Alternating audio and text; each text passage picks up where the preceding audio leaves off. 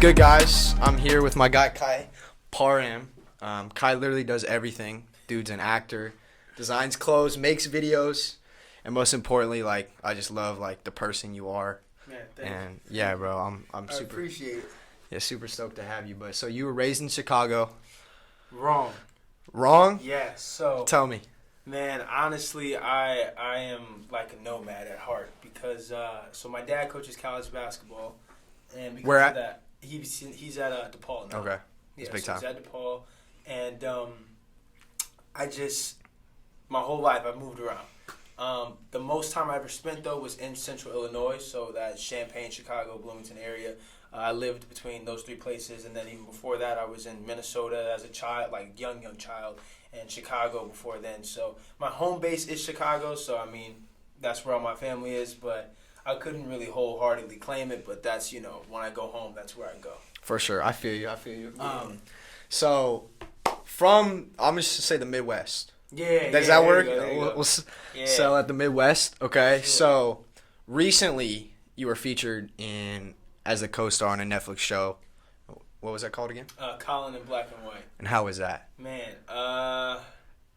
Netflix at 19, bro. That's insane. Yeah. So I shot this last year, February, and obviously it was exciting to get back from all the COVID protocols and all that stuff. So to be even blessed with that opportunity to be on a set where they're like allowing in-person acting to happen was just a blessing in itself.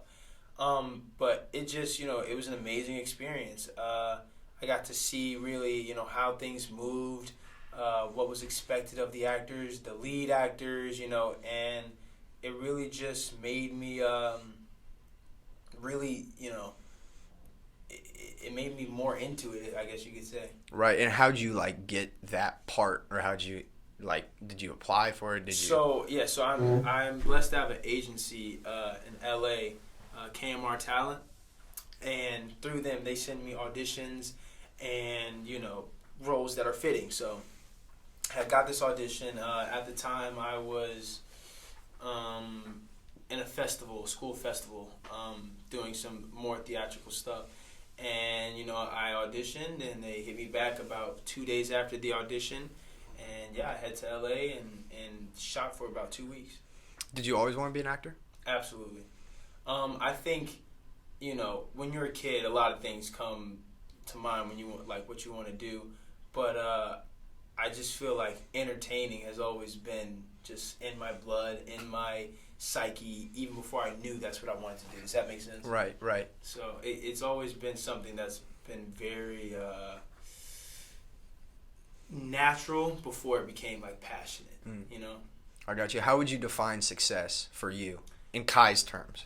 Man, that's a good question. Could be just success as a definition in general, or like what you want to get out of it. Man, I think I feel like obviously everybody's success will be everyone would say financial stability, and so that's always something that's a great achievement to have. But for me, I just to know that something I've created has touched somebody in some type of way, whether they've enjoyed it, whether they've loved it, saved their lives, whatever it may be. I just think to know that I've done that on a large scale is what would be like where I can sit back and be like, I've done it. You know what I mean? Right. But you've already done it though, right? Because I forgot, I didn't finish the intro completely, but I just got to let them know. So you're on Netflix at 19 years old, and you're also in Footlocker. You're like your design in Footlocker. And as of recent, I forgot the name of the Warriors player that was wearing your design. Like, just tell the whole situation. So, because you know better than I do. Yeah, so basically, I was blessed to be a part of this drop. So this brand called Influx had a collab with Footlocker, and the guy who owns Footlocker kind of brought me on to the project and used some of my designs, and it just was a great experience to see work that you've done and you've made, see it on other people. And obviously I got to support myself. There you go. Gotta wear it when I'm in here and talking to Connor, you feel me? So I just it was a surreal experience. And so yeah, I was super blessed to be able to do that, and it got picked up over last semester, so around the same time, February, March, and it got worked on all through summer, and finally was just dropped about a month ago. So it was just a really surreal feeling to see people wearing something that you've designed, right, and something that you've designed to be held to such high esteem, I guess. There is, as you said, the Warriors player that was wearing it the other day, and there's just been a multitude of other people who enjoyed the shirt.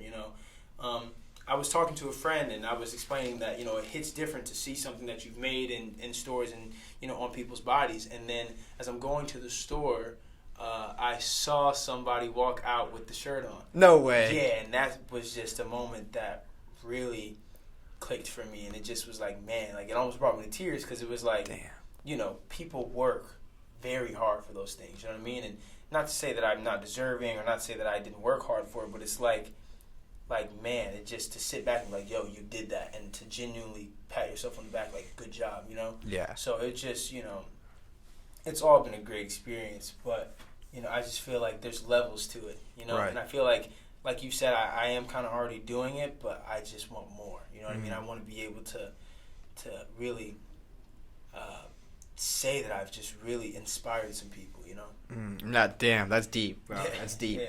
Now, if you told 12-year-old Kai, right, all these accomplishments that you've stacked up, only at 19, how would he respond? I don't know, man. At the time, at 12, I was a troublemaker, man. I really? stayed in trouble Monday through Friday, man. My parents' phone would always ring with calls from the school, so I'd probably just dust it off and be like, whatever. But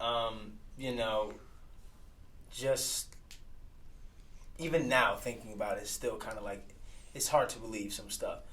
So at 20 now, I just turned 20 in the summer. I just want to like double that, you know what I mean? Right. So that I can, once I'm at a place where I'm older, I can look back and be like, when you told your 19-year-old or 20-year-old self, what do you think he would say? And I want to be just as surprised as I am now then, Were you always hungry, like, for that success? Or did it, like, just kind of come upon you? I think,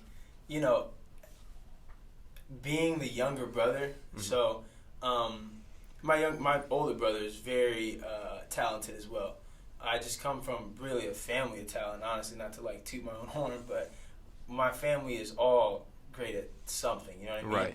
And when you grow up in that environment and you grow up with people who have these high standards of themselves and, they portray that, it leaves you no space but to be, wanting that or to, want to achieve that as well. So, like I said, I'm blessed to have a very talented brother myself, but that just was kind of, fuel for me, because I wanted to be better than whatever he was doing, times 10. So, I started out playing basketball myself just because, I wanted to see like how far it could take me. I didn't start playing basketball until I was in 8th grade. Wow. So very, very late. I just wasn't interested in it. And it started out as just being like, oh, I don't want to play because my brother plays. I want to do something different.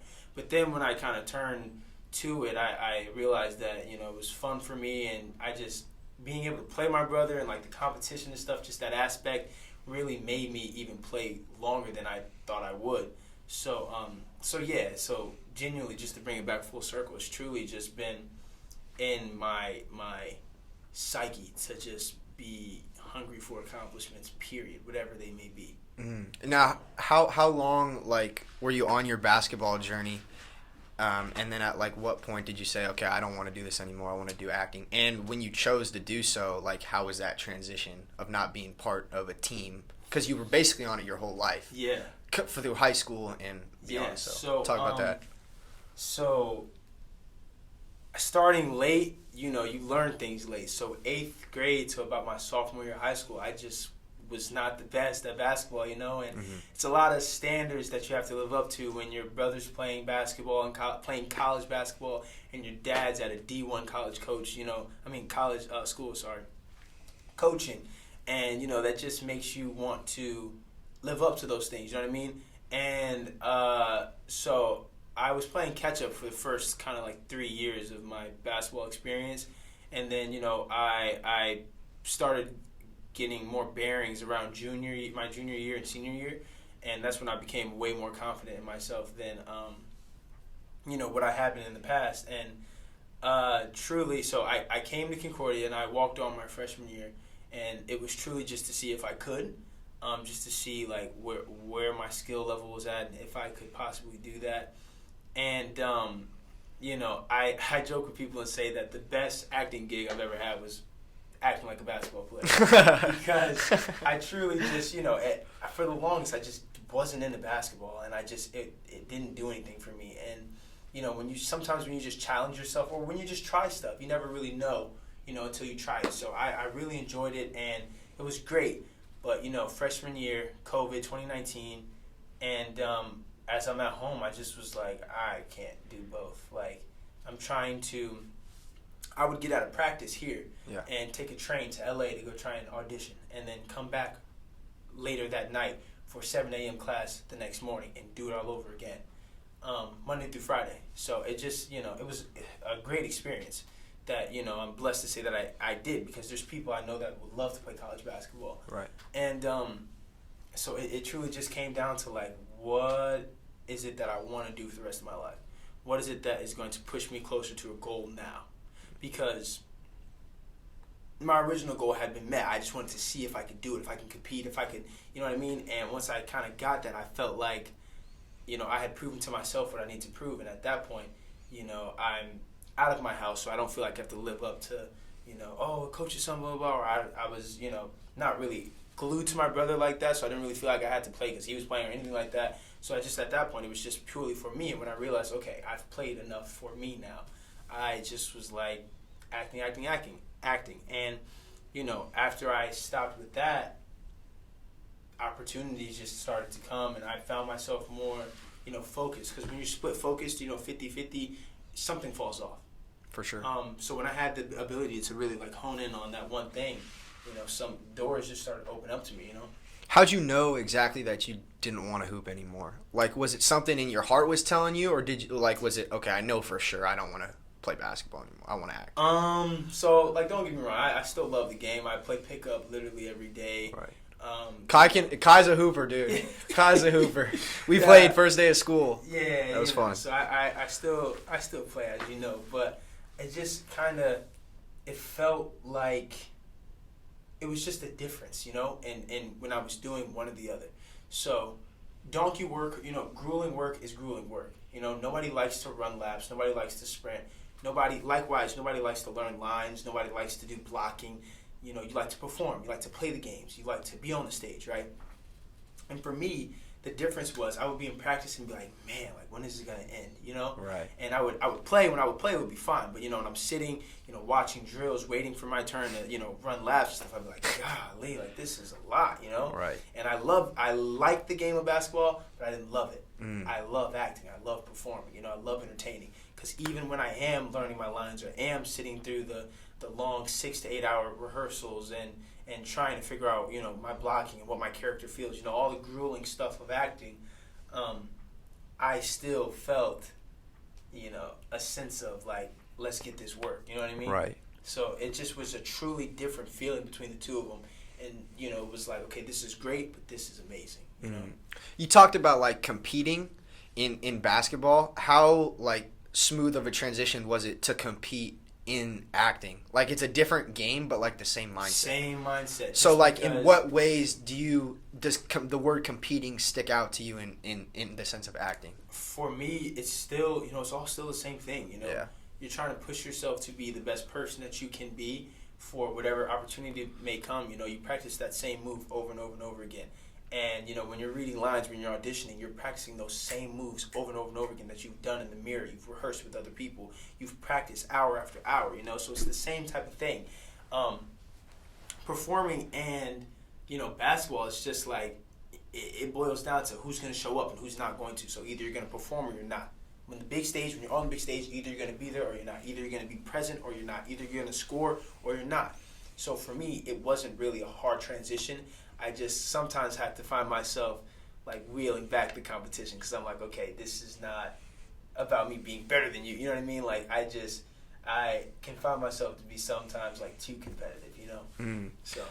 Now you said in that moment you're either gonna perform or you're not.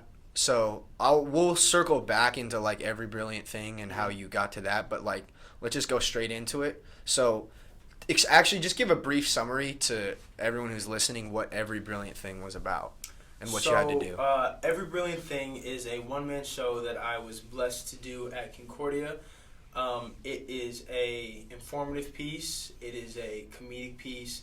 And it is a piece that really was,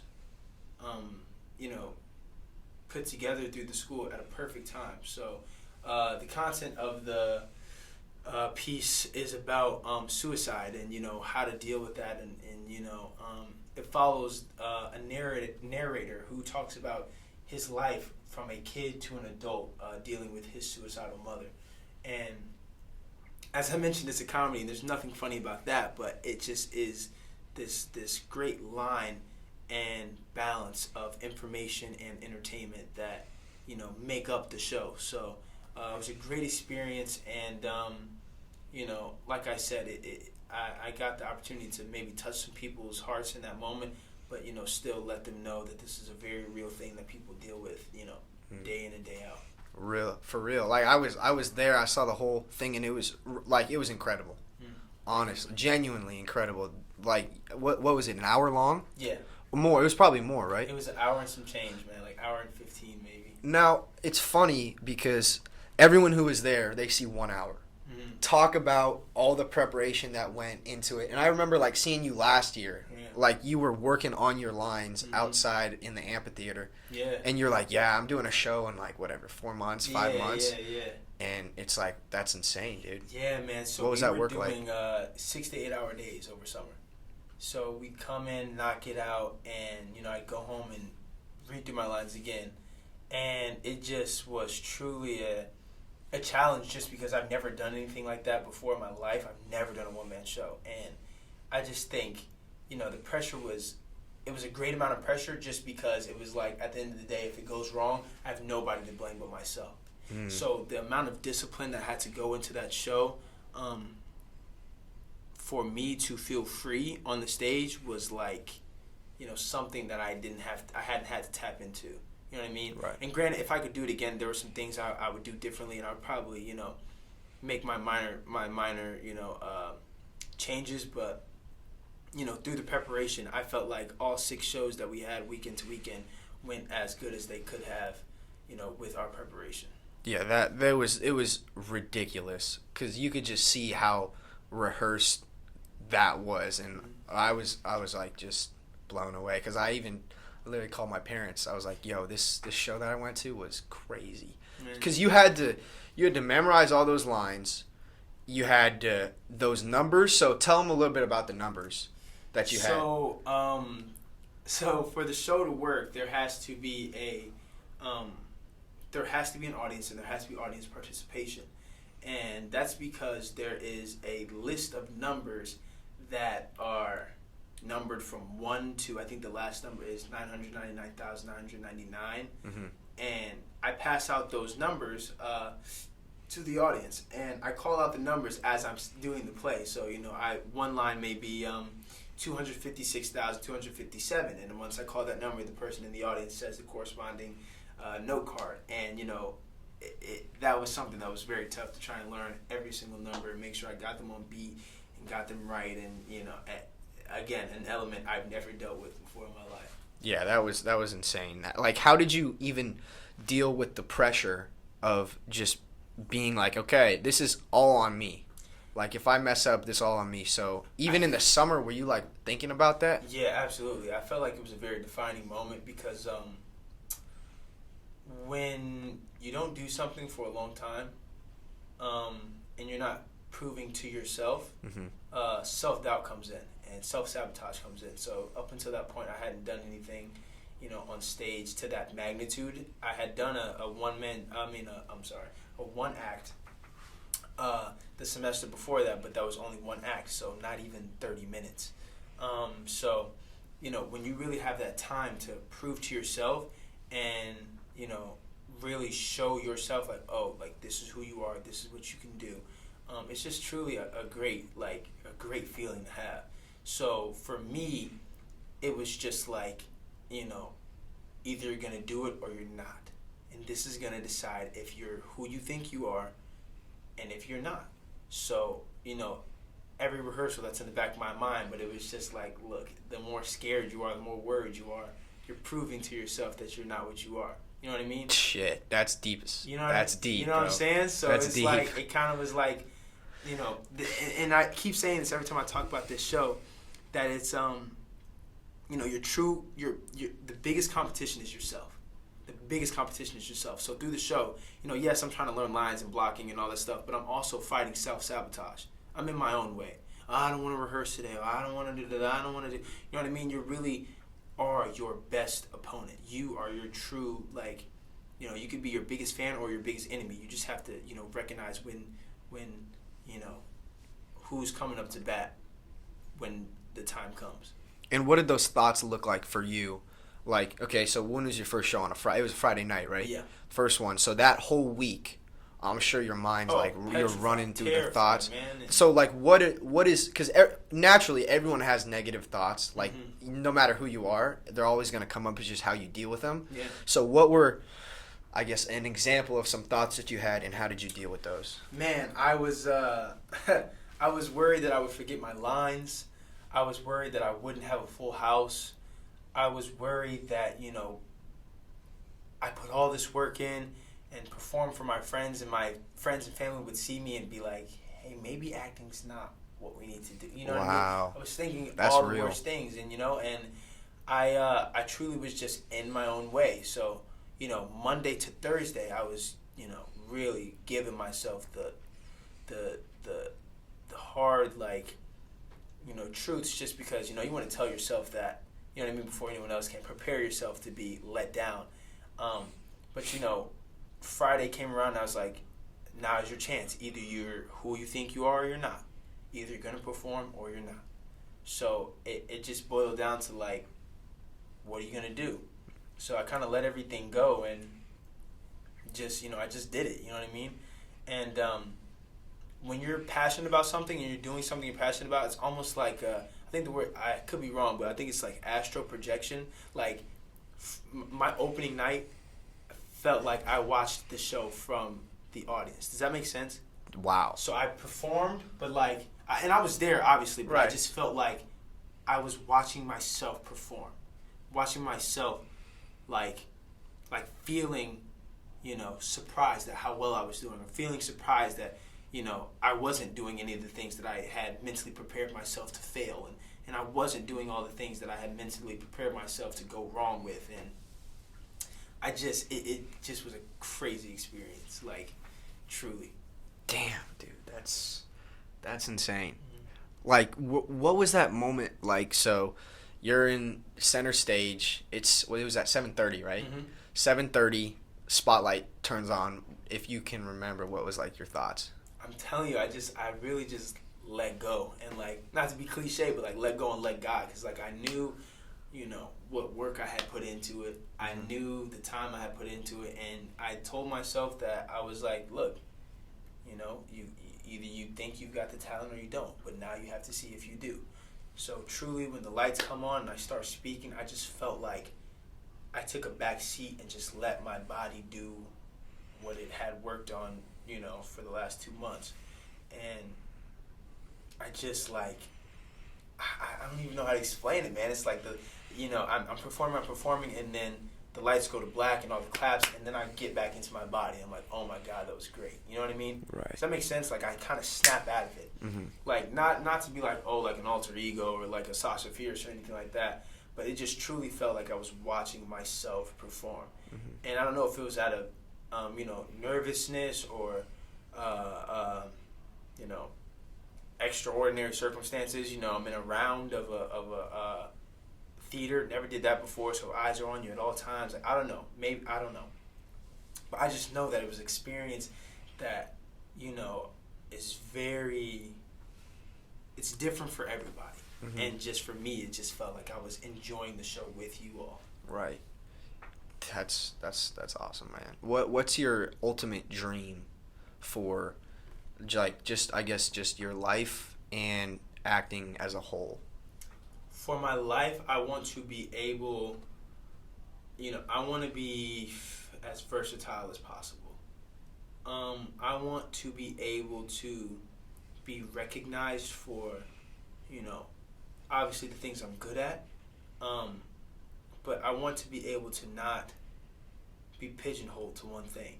And I always bring up Shaq when I bring up this conversation, just because this guy does so many different things.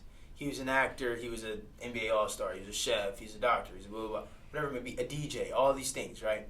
And I just think it's great when people are like, oh, that's so-and-so the DJ. And they're like, wait, no, it's not. I don't know him from there. I know him from here. This is so-and-so the basketball player or whatever it may be. So that ability to just, truly do so many different things at once, that's what I want. Like, people to be like, oh, like, he's great at this, he's great at that, he's great. You know what I mean? Like, I want to be able to leave stuff behind for people to be like, to not run out of things that I may have,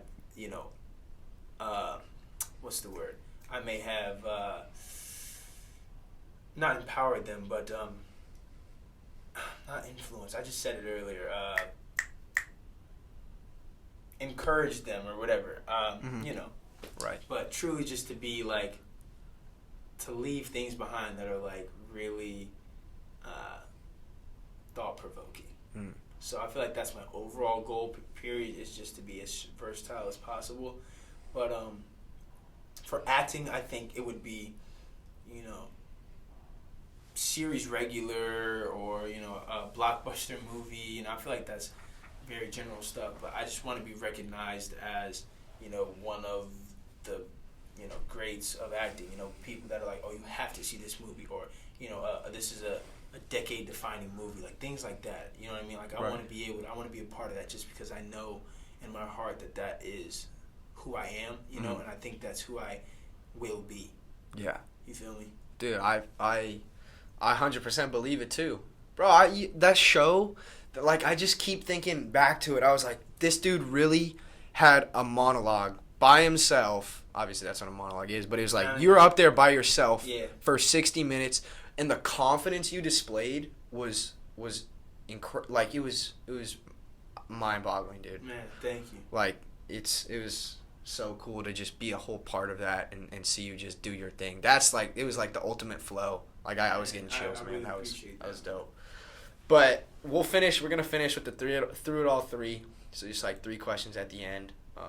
First one is a little 180 from what we've been talking about. Favorite Disney princess? My favorite Disney princess, Princess Jasmine. Princess Jasmine. Yeah. Oh no. Uh-oh. Wait, what's the princess from The Princess and the Frog? Yeah, it starts with the T. Tiana? Yeah. Princess Tiana, I think? Yeah. I don't know. I don't want to get grilled in the comments. I think it's Tiana. Princess Tiana, Princess and the Frog. Okay, yeah. For sure. All right. Second question. If you could have lunch with any 3 people, they could be from the past, they could be from now, who would you be and what meal would you get? Man, I would probably have lunch with Michael Jackson,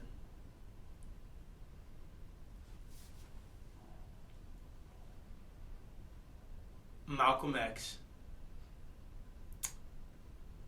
and Stan Lee. And then... And it would be over, like, Portillo's or something. Okay. Hot dogs, yeah. Okay. Yeah. I love it. And then last one, one I kind of always like to end with. What advice would you give to yourself at your lowest point?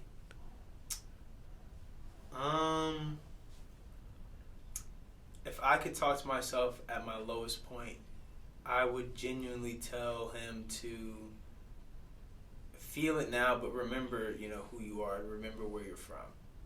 And, the cliche, things get better, you know what I mean? But I truly just would grill to him that all this stuff is temporary. And you're destined for greater things for sure. I love it, Kai. Thank you, man. No, thank you, man. Thanks for being willing to hop on the podcast. Wish you nothing but the best, and I just know for a fact, bro, you're gonna make it in whatever you decide. Yes, sir. Likewise. Yes, sir. Thank you, sir. He made it. I'm on Through It All. Let's go. I'm on Through It All. Yes, sir. I love it.